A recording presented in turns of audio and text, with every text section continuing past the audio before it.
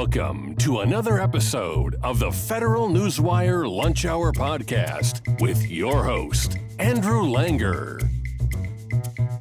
Well, hey there, everybody. Welcome to another episode of the Lunch Hour with Federal Newswire. I'm your host, Andrew Langer. So glad you can join us today. If you're watching us on YouTube, you know you can find us on every major podcast platform that's out there. If you're listening to us on one of those major podcast platforms, you want to see what's happening here in whatever studio I happen to be in, come and check us out on YouTube. Leave us a like. Hit that subscribe button, leave a review, and let everybody you know how much you're enjoying the Lunch Hour with Federal Newswire. Very excited to bring our guest on today. His name is Stone Washington. He is a research fellow at the Competitive Enterprise Institute's Center for Advancing Capitalism. Want to hear all about that. He focuses there on market financial developments, ESG investing, and federal regulation. He's also a Frédéric Bastiat Fellow with the Mercatus Center and is pursuing a PhD in public policy and public administration at George Washington University. Previously, he served where he worked at the U.S. Securities and Exchange Commission as well as the Manhattan Institute. His work has been published in major outlets such as the Wall Street Journal and Washington Examiner. And Stone, I'm so glad you can join me here. How are things at CEI? How long have you been over at CEI? Oh, thank you so much, Andrew, for having me. It's a pleasure. I've been at CEI almost 2 years now. But by December, it'll be 2 years. Excellent. Everything is going really, really well. This is an important year for us as we celebrate our 40th anniversary as an organization. And next month, we'll be having our 40th anniversary Simon Awards dinner. I think it's on Thursday, September 19th. I will be there for it. I'm very excited. I'm going to be there. I won't literally be there with bells on, but I will be there proverbially with bells on. No, I love the CEI dinner. I don't know if you know this. I am a CEI alumnus, folks. In the interest of full disclosure, I am a CEI alum. So always good to have you on. And I wanted to have you on. Let's start here because, actually, you know something? Let's start with, listen, I'll leave it to you because the two are intertwined. There's the issue of ESG and ESG investing, and then there's the issue of proxy advisory firms, and the two very much go hand in hand, don't they? Yes, very much so. Yes. Well, let's start with this. Let's start with the concept of the proxy advisory firm. How did it come to be? What was the original intention? It's always interesting to me, this idea of sort of governance and non-governmental governance and how these folks are involved in the marketplace. Tell us about proxy advising and what that means and where it comes from. Yes. So proxy advisory firms, they basically are essentially private consulting firms for corporate interests and corporate developments. And so proxy advisory firms, as we understand them today, really exist with two major firms, or essentially a duopoly of firms. One is called Glass Lewis, and the other one is called Institutional Shareholder Services, which they mostly go by ISS for short. Okay. And they essentially the International Space Station, only different. Yeah. They basically control about 97% of the market for proxy advisory services. And so really what they do is they issue recommendations to shareholders of public companies about how they should vote on certain proposals that a corporate board would consider in a given year. And so these firms really issue recommendations to the shareholders. The shareholders have a time to consider certain proposals or even advance certain proposals. And then those are brought before the board of the corporation on what's known as a proxy ballot. And that's considered during an annual process, usually an annual meeting by the corporate board to vote on certain proposals. And so these proxy advisors, they have like a really great degree of influence on these proposals that are brought before the company.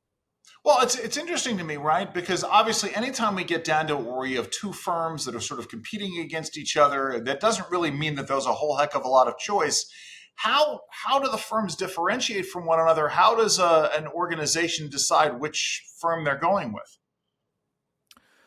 Yes. So a big issue with the proxy advisory market is that it's so narrow and constrained to really these large two firms. Like there are a number of other like third options and other proxy advisors that are smaller, like Egan Jones and Strive Asset Management, which is also I think it was founded by Vivek Ramaswamy, the Okay. former presidential candidate. But most people just really know about ISS and Glass Lewis, and it's really a choice between the same thing, because they both really have a strong degree of support for ESG proposals, environmental social governance proposals. ISS is a little bit more has more of a stronger support of ESG, and they, I think, in past have supported, I think, around like 75% of proposed environmental and social measures. And I think they really adopted a lot of that from an activist group called Share Action, which issues recommendations on ESG. But yeah, really, Glass Lewis does a lot of the same thing. And so it's really hard for shareholders to really understand, like, there's really just a great deal of control between ISS and Glass Lewis. They're both very similar, and there's not much understanding of like these other middle of the road or non-political proxy advisors like Strive Asset and Egan Jones, and they pride themselves on making recommendations that are non-political, that really try to develop and grow the shareholders' interest in the company and promote shareholder value. And a problem with ISS and Glass Lewis is that they often issue recommendations that are in line with their own policy interests, and that might actually ignore the shareholder value that an investor has in a company. Well, that's I guess my thought about this is right. So all right, so let's go back. So when did proxy advisory firms, when were they created? Yes, so I believe they came about in the early 2000s. Okay. They might have, yeah. I know they really kind of came on the scene in the early 2000s, and the Securities and Exchange Commission, or the SEC, really took notice of them in 2003, where they actually passed a rule that affected how they can engage with investors in the market. Okay, and so when in '03, when the SEC looks at this, I mean, was has the goal always been to inject the political perspective into the decision making of the company, or was the goal something else and it just got perverted to being this sort of ideological playground? So how did we get here, I guess, is my point. Yes, of course. Yes. So really, I believe the goal for these proxy advisory firms has, from the offset, have been to inject politics into the the proxy review process for companies, because around 2003, that was also when proxy advisory firms came on the scene during that time. That was also parallel to the rise of ESG as we know it. ESG really existed even in the 19th century. But there were different. also, I mean, I guess there was also before this, right? There was a whole effort. Some of this, I suppose, is reactionary because there was an effort. Companies since the '80s, really, maybe since the '70s, have, some of them have tried to inject some measure of politics to sort of hit the bandwagon. And then I know a number of free market limited government organizations, or at least one free market limited government organization, said, okay, we need to inject the shareholder's perspective. The whole goal of the firm is, and this is not a bad thing, to maximize profits. So, if the shareholders aren't being served, somebody needs to speak out about that. And I think these proxy advisory firms sort of were a reaction to that almost. I mean, am I wrong here? Am I sort of misstating this, or is this some of this reactionary on the part of the left to the free market folks, the good folks? Fred Smith from CEI talking about the moral case for capitalism, and others talking about the moral case for capitalism. The pushback against that. Am I missing something, or is that also a part of this? Oh, no. Thank you for bringing that up. That's actually a very important part of this. Yes, really, the proxy advisory firms have made a great profit from pushing an alternative perspective to the maximization of profits and the moral mission of capitalism by promoting what's known as stakeholder capitalism, or Mm. looking at other kind of external interests that might affect the company, but that's kind of really bringing in the broader community's perspective on a given issue. And so that really plays into their promotion of ESG, because it's not thinking about like just the shareholders focus or interest in the company, but it's thinking about like, how is that going to actually impact the environment or the social good or some kind of broader community-based interest. Right, because we know. I mean, listen, I've talked about this, and literally just had our colleague Wayne Cruz on to talk about regulatory stuff. We'll talk more about that, in the general regulatory stuff in a minute. But we know that generally, right, the concept of regulations, especially in regulations that deal with environment or health and safety, they're supposed to raise the cost of doing the bad thing, right?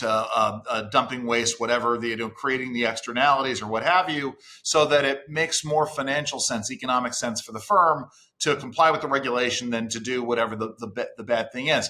While at the same time, we also know that businesses, the more successful the businesses, the more that they minimize waste or they find ways to reuse waste. This goes well beyond that into areas where it doesn't make any business sense. It just makes sense from somebody's particular political or socioeconomic perspective to do these things. I mean, are there ancillary impacts in terms of not serving the environment well in this? Because I dare think, literally just had a conversation on the air about, the trade-offs, right? A business invests in, is encouraged to invest more in electric vehicles, but as a result, they're, junking old cars, or the environmental impacts of the mining that goes into it, or the carbon generation. I mean, part of the problem with these proxy advisory firms is that they tend to take a very one-dimensional approach to whatever social justice problems they're trying to solve. They don't look at it from a multidimensional perspective and demonstrate how the market might solve these problems, as opposed to their top-down command and control ways.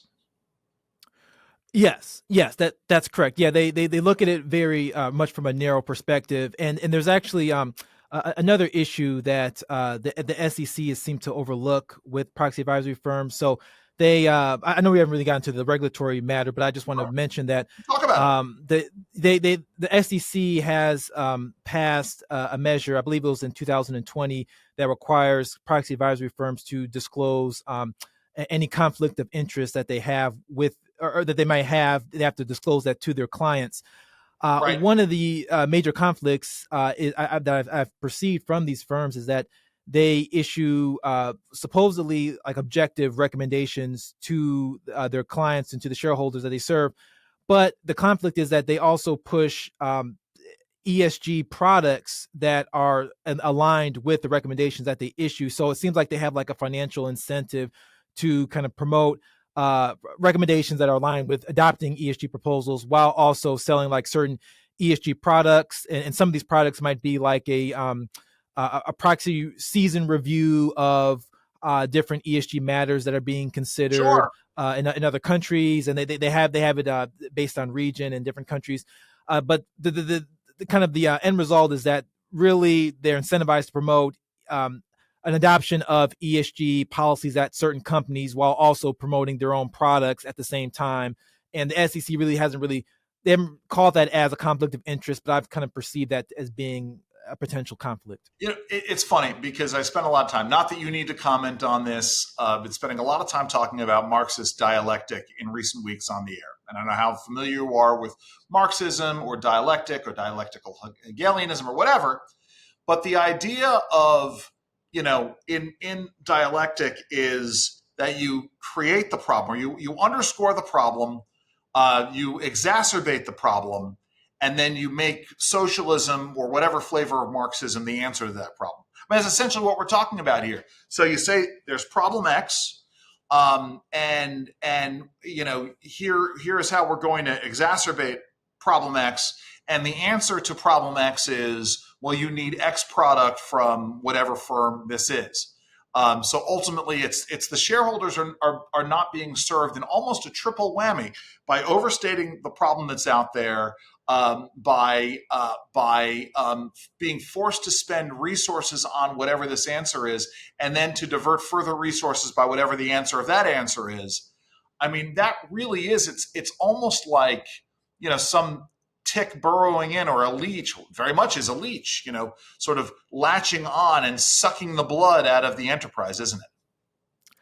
Yes. Yeah, that's very accurate. And actually, interestingly enough, I used that analogy of a leech, Sure. and it was actually a separate series of remarks I'm preparing on an event relating to ESG, and I discussed that. Yeah, it does have kind of an analogy that's similar to what you mentioned, but yeah, it's really an issue, really on the environmental justice side Sure. of things. Is that the proxy advisory firms, they kind of overemphasize the existential threat of climate change, as they put it, or companies really have to take notice of these kind of environmental issues that are affecting the community, and that these greedy corporations are actually contributing to that with their neglect of kind of sound climate mitigation or clean energy.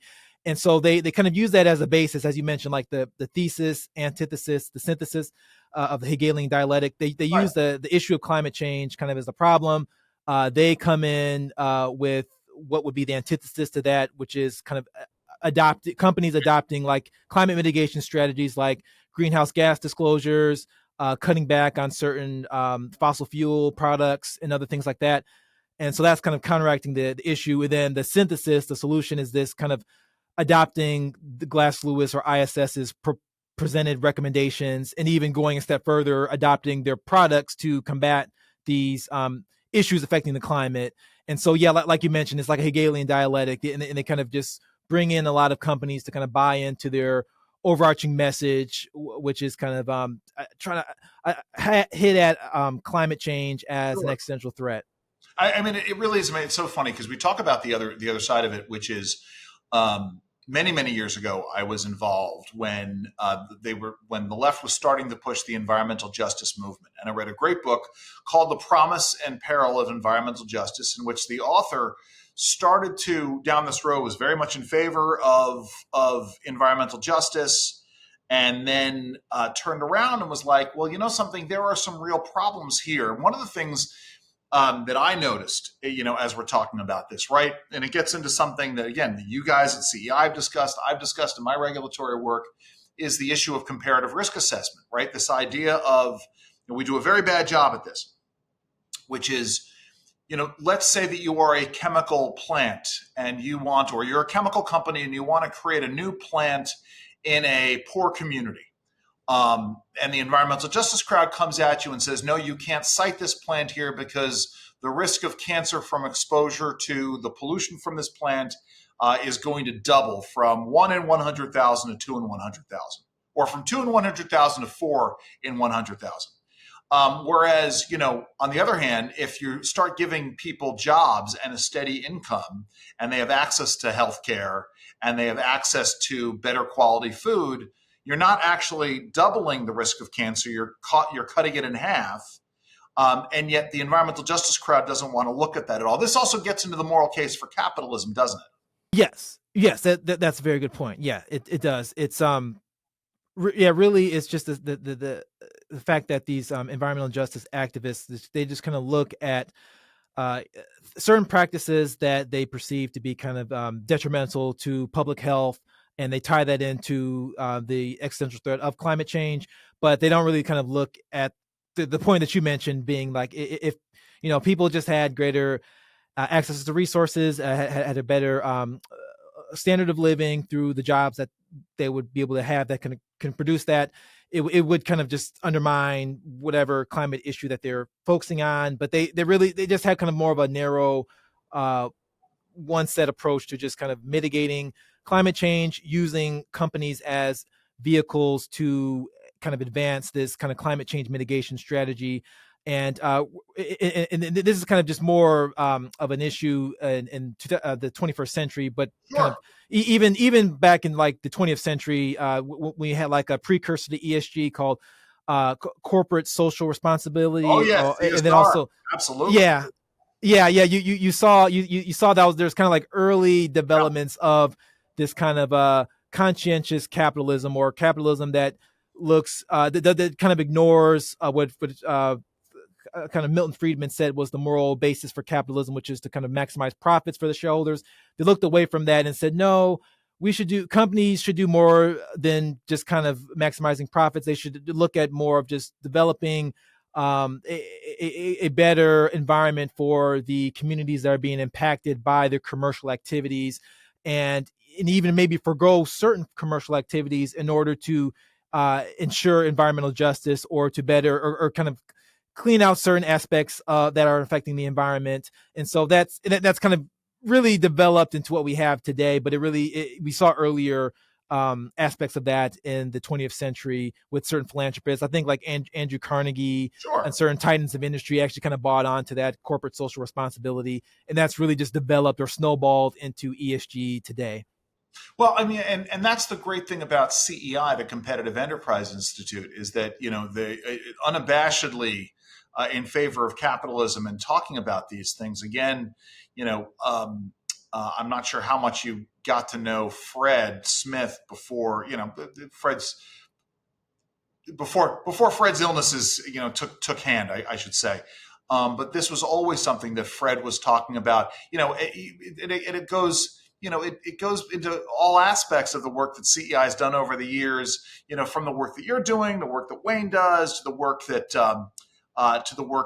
R.J. Smith, the late great R.J. Smith, was doing at the Center for Private Conservation. In fact, let's just sort of take a step back here for a second, and let's talk about the Center for Advancing Capitalism and the work that entity does. Tell us about that. Yes. So, Center for Advancing Capitalism. It's run by my colleague Richard Morrison, a senior fellow at CEI, and then I contribute to some of the work. I know Richard very well. Yes, and so the Center for Advancing Capitalism, we really just kind of promote what we kind of would have been discussing during this interview, which is the true moral basis of capitalism, which is to serve the best interest of the shareholders of the company and to grow the value of a company over time. And we really just kind of promote certain articles, literature, even videos and different interviews on the work that we're doing at CEI that seeks to kind of bring people back to an understanding of what is capitalism, what is capitalism meant to serve, and also just doing this on the basis of promoting free enterprise or free markets. And from that, we really just argue that public companies are best served with as little or no regulatory intervention by financial regulators like the SEC or the CFPB or the FDIC.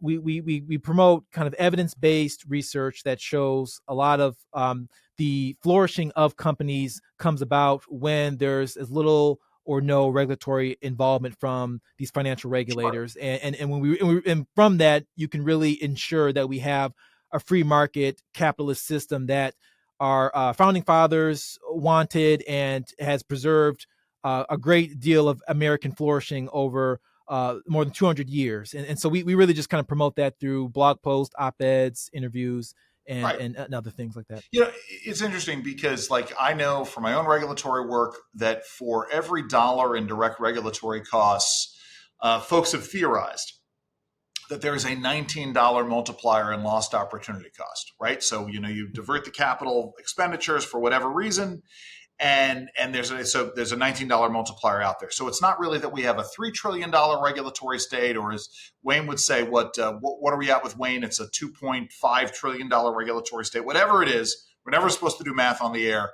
but let's just say it's somewhere under $50 trillion in lost opportunity cost.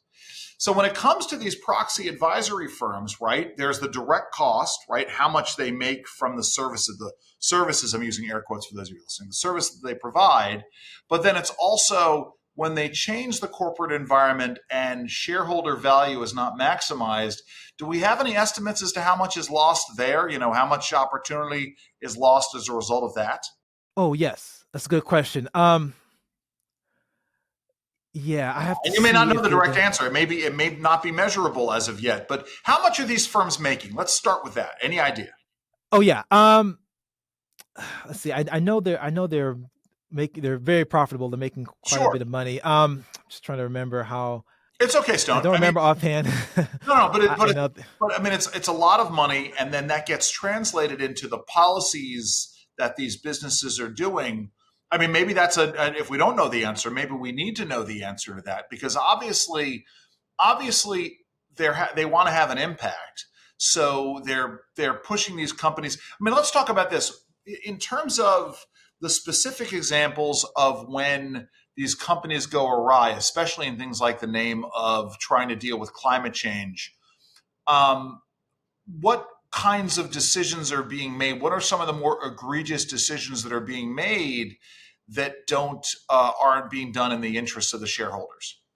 Yes, yes. So a really, really big issue that these proxy advisory firms are pushing, that's certainly not in the best interest of shareholders, is the promoting policies that require the company to adopt a mandatory greenhouse gas reporting. Okay. And this is through what they call a scope mandate. And Okay. there's three different scopes. There's scope one is direct emissions that are generated by the company itself. Okay.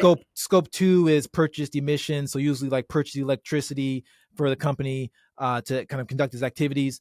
And then scope three is a company accounting for its greenhouse gases, not directly, but across its value chain of different private partners that it does Wow. business with. And so a lot of the problem with this is that these proxy advisory firms, they're pushing a lot of these shareholder proposals that are usually prepared by left-wing activist groups like Sure. As You Sow, Engine Number One, Persephone, and other groups. They get together. They have like a limited a share in the company, so they have voting power and the power to actually present a proposal for the company to consider. The proxy advisory firm kind of comes behind the scenes, backs those kind of radical climate proposals, and usually these are these scope reporting mandates.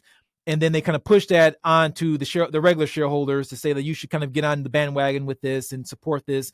And then they try to bring that before the company, and they really just engage in a lot of activist promotion of this. And so a reason why this isn't in the best interest of shareholders is that the SEC is running into a major brick wall by pushing the same thing in what's called the climate disclosure rule, Yeah. which actually a part of the rule has a greenhouse gas reporting requirement that actually the original mandate had all three scopes, scope 1, 2, and Sure. 3, but there's so much outside pushback from farmers, from private sector organizations, saying that this is going to be hugely costly. It's going to be impossible to kind of account for greenhouse gas emissions data across the wide range of activities that our partners engage in. And so they really actually forced the SEC to take out the scope 3 mandate for their final rule. It was in the proposal, but the final rule didn't have that. But that's not stopping a lot of these proxy advisory firms from pushing the same things at these companies through their recommendations. They're still pushing scope 3 proposals and greenhouse gas reporting requirements. And in really extreme cases, they're even pushing shareholders to vote against certain directors of a corporate board if they don't support a mandatory greenhouse gas requirement for the company. So they're almost kind of saying like you shouldn't have confidence in a director if they don't really buy into this kind of mandatory a scope reporting system or this kind of greenhouse gas transparency that we're pushing. I can see two problems, right? One of the problems that we've always had with the Endangered Species Act, I don't know if it's something you're familiar with, but if you have habitat for an endangered species on your property and you want to make use of that property, you have to file what's called an incidental take permit. It's a request to do this thing. And essentially, it's an admission, even if you don't believe that you're harming the species or the species, it is a mandatory admission that you suspect that you may harm the species.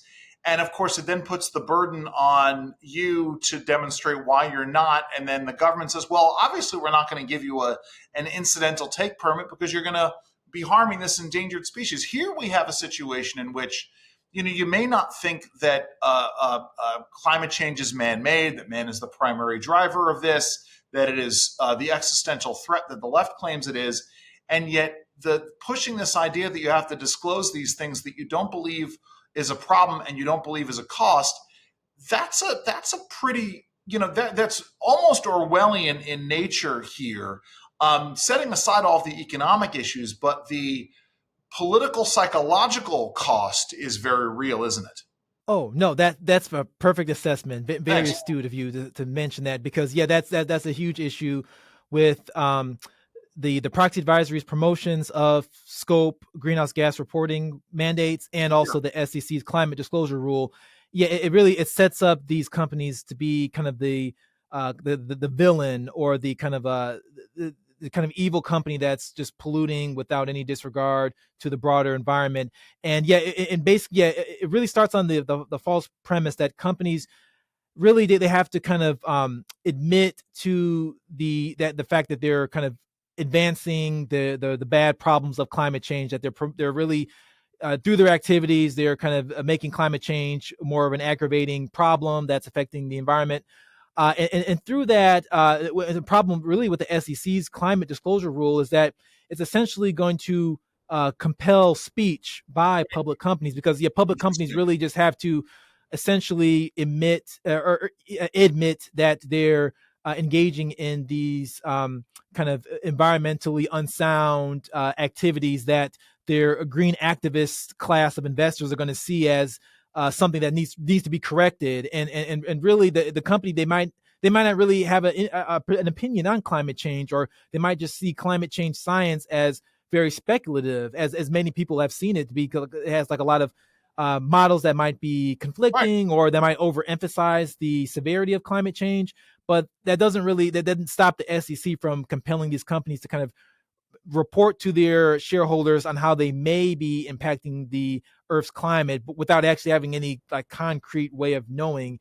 And that's ultimately going to just really empower these activist shareholders and proxy advisory firms to kind of say, like, see, look at what these companies are doing. We can't let them continue in this. You need to pressure these firms to mitigate climate change, or either transition to lower carbon activities, or accept some sort of renewable energy alternative. And that's really going to not only force companies to admit to this guilt, but change the company's practices entirely, in that they're really going to have to probably be pressured into just engaging in these kind of lower carbon activities, or risk losing shareholders, or even just kind of avoid litigation from these people that are opposing them. Something.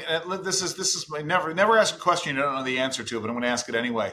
In the climate disclosure, like we know with the EPA with regards to electric vehicles, right, and the electric vehicle mandates, that they are against hybrids. They don't like hybrid cars. Joe Lancaster in Reason just wrote about this. Ford is trying to do more with hybrids, and EPA doesn't like that because they want to phase out the internal combustion engine.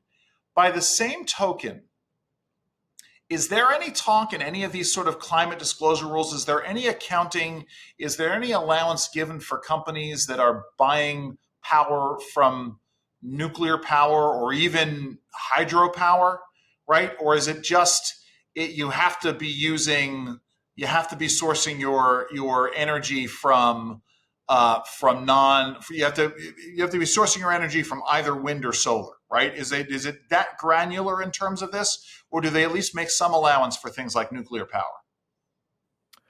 Oh yeah, that's a good question. I believe that'll fall under the scope 2 reporting requirement, and really I think it's in the language of the rule. It really just says purchased electricity, and I think that's like kind of the overarching example of what scope 2 indirect emissions by the company.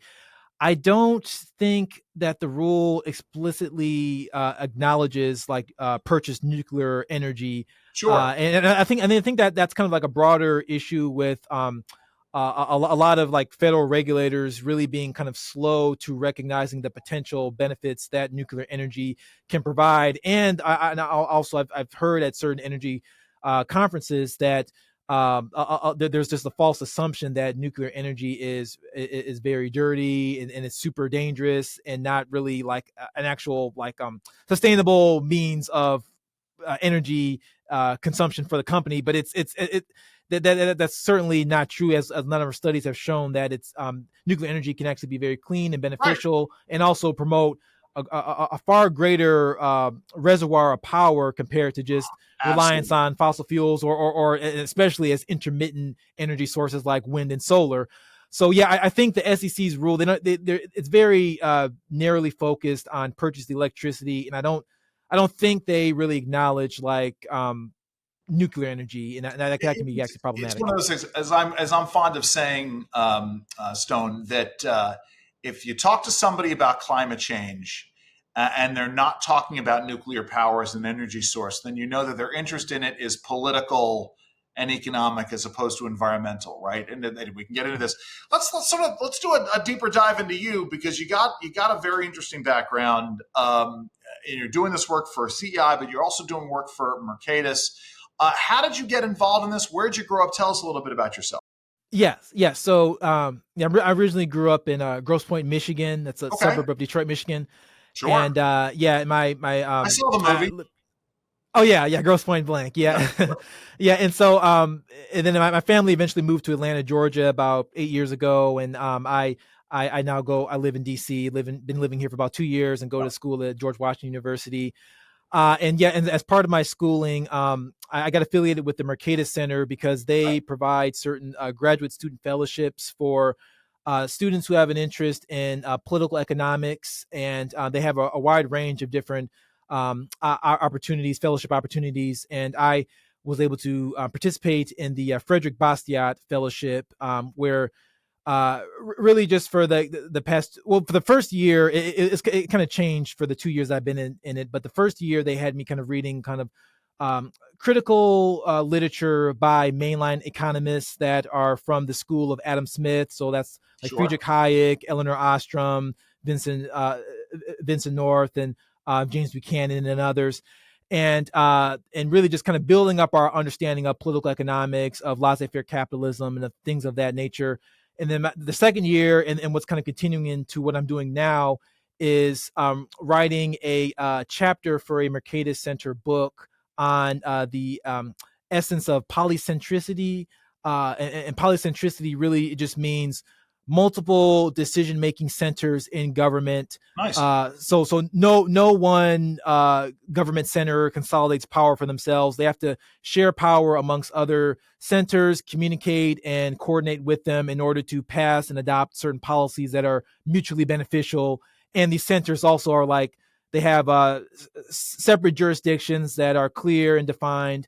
And so what this book is really promoting is just the benefits of polycentricity, and each student kind of ties in polycentricity to their own doctoral research or what they do for their job, or just kind of making it kind of personal to what their interests are. And I'm writing a chapter on polycentricity, but as it relates to my work at CEI, so on securities regulation and on self-regulatory organizations, or SROs, which are really just like the national securities exchanges like NASDAQ and New York Stock Exchange. They have like certain polycentric qualities that they kind of engage in, and using like limited rulemaking powers that the SEC kind of grants to them. You know, it's interesting because, and when it works well. But we had it wasn't the SEC. The SEC was chartering the natural resource companies. Was that them? The one where they were going to be deciding how to carve up natural. Anyway, I don't want to go down that road. I was just going to say, one of my guiding principles in sort of the work that I do is from a 1992 Supreme Court case, New York versus United States. Justice O'Connor wrote, "The Constitution protects us from our own best intentions. It divides power among sovereigns and among branches of government precisely so that we might resist the temptation to concentrate power in one location as the expedient solution to the crisis of the day." That seems to be, I would think that is advocating for polycentrism. Let me ask you this. Were you always sort of interested in sort of free markets and limited governments, laissez-faire capitalism? Is this something that you came to when you were in college? How did you sort of come down this road? Yes, yes, certainly.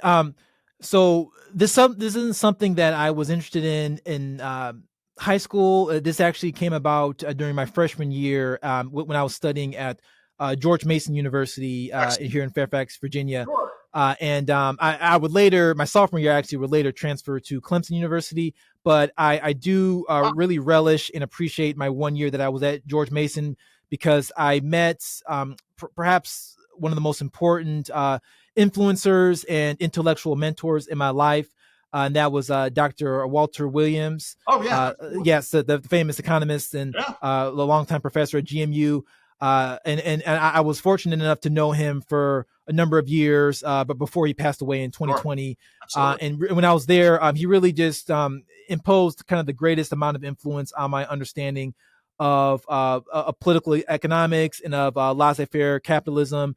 He shared some of his academic works in that area, and also his admiration for Frédéric Bastiat and Adam Smith and Nice. and others. And yet, really, I was just and also as a black conservative, his kind of black libertarian ideas and thinking really had a great degree of influence on me. And he always had his door open for me to kind of speak to him during his office hours. And even though I was as a freshman, I wasn't qualified to take any of his classes. Most of his classes were for upperclassmen and graduate students. I just admired the fact that he always would just like to hear about how I was doing. And he really he gave me like a lot of critical advice about kind of navigating the difficulties of college, being in a college university, and then also just really giving me like core foundational principles on political economics, on laissez-faire capitalism. And that just really, I just stayed in touch with them even after I transferred to Clemson and emailed him about my developments. And he was just always very polite and nice to me. So let me ask you this. I ask everybody this, and I always tee it up the same way. At one point, I was contemplating doing a podcast solely focused on talking to people in the political and public policy world about non-political stuff, their outside interests, because everybody has sort of diverse interests. When you're not doing this work, when you're not doing your economic research, when you're not doing your writing, how are you spending your time? What are some of your outside interests? Yes. So in my free time, I really like to watch action movies. I would consider myself to be a big action movie buff. I like a lot of the Marvel films, Avengers. Wearing my Captain America pin. You may not be able to see it, but yes, I'm Team Cap. Okay. Are you Team Cap? I'm assuming you're Team Cap. Oh yeah, I am. I'm actually definitely Team Cap. Yeah, when Captain America: Civil War came out, I was wearing my red, white, and blue, and me and my friend were definitely for Team Cap. And no offense to the Iron Man fans out there, but I like that. And I also like Lord of the Rings, Hobbit movies. I like Jason Statham movies, Fast and Furious, Transformers movies, things like that. But then I also I like to read a lot. I'm a big admirer of history and political history in general. And so a lot of times, like on the weekends, I would just go to the bookstore and just either read a book that I brought or just kind of browse through different texts at the bookstore. And I'm reading a nice book by Brian Kilmeade. It's on Theodore Roosevelt and Booker T. Washington. And it's kind of following their parallel lives and how eventually kind of tracing the different events that happened in each of their lives that led to their infamous White House visit where Booker T. Washington was invited over during President Roosevelt's administration. And so, I like engaging in these unique books. And I'm going to make a recommendation to you. You might like this book called The Last Days of Night. Now, I can't remember the author, but it's about the current war between Edison and Westinghouse, and Tesla's involved. But it's told through the lens of a guy named Paul Cravath, who was a real person. He was the founder of a major law firm up in New York. And it's also about sort of the invention of the big law firm. I think it's about intellectual property. It's really, really good stuff. So The Last Days of Night. So I'm not going to ask you to give away anything about the CEI dinner.